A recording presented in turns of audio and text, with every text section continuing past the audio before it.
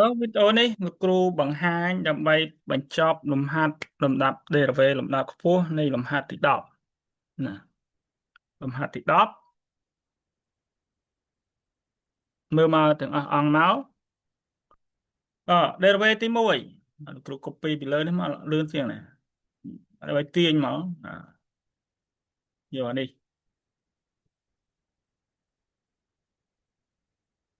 ណាហឹម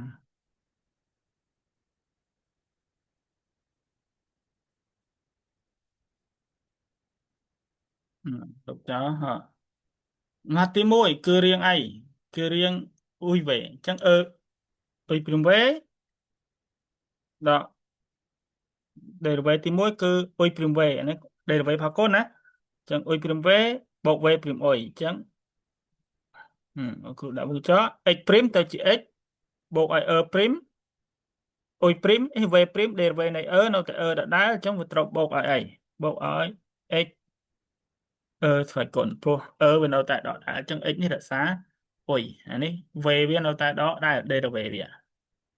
ឃើញទេណាអញ្ចឹងលោកគ្រូត្រូវទាញអីជាផលគុណកតាគ្រូទាញជាផលគុណកាត់កតាណាទាញជាផលគុណកាត់កតាអញ្ចឹងនៅខាងក្នុងនៅសល់1បូក x បូកអី x បូកឲ្យ1ឃើញទេព្រោះទាញជាផលគុណកតាហឹមហឹមចូលរៀនខ្លះហើយអដល់ពេលលោកគ្រូចង់គណនា derivative ទី2អញ្ចឹងលោកគ្រូត្រូវទៅសេអ៊ុយព្រីមណាអ៊ុយព្រីម derivative នៃ x បូក1វាស្មើនឹង1ដដែលអញ្ចឹងបូកឲ្យនេះនៅតែដដែលអញ្ចឹងដល់ពេលព្រីម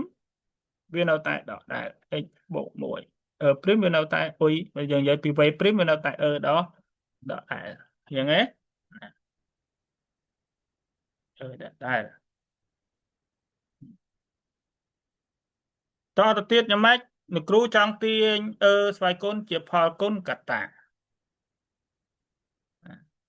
ស្វ័យគុណជាផលគុណកតាណាគ្រូតាមដានដោយណាទាញស្វ័យគុណជាផលគុណកតាអញ្ចឹងអានេះមិនមួយណាមិនមួយទាញផលគុណកតាមិនបូកថែមមួយទៀតអញ្ចឹងបូកថែមមួយបាន2ឃើញទេតែយើងសង្កេតឃើញយ៉ាងណាចំពោះលំហាត់ derivative នេះចំពោះលំហាត់ derivative នេះចំពោះ derivative ទី2យើងឃើញថា x បូក2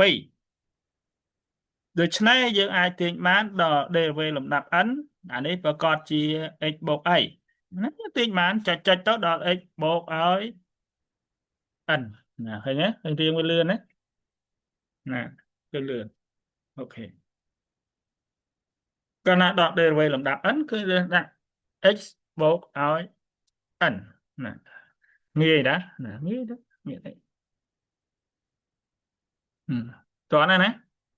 អូខេហឹមហឹមតោះហើយគ្រូ stop វីដេអូអញ្ចឹងមិនយើងបញ្ចប់វីដេអូ derivative លំដាប់ខ្ពស់ដែលជាពាក់ព័ន្ធជាមួយលំហាត់ទី10នេះហើយអញ្ចឹងគ្រប់អង្គក៏បីចាក់វីដេអូលោកគ្រូមើលតាមដាក់ដោយពុស្ដាទៅណាចាំជួបគ្នាសាកសួរលោកគ្រូ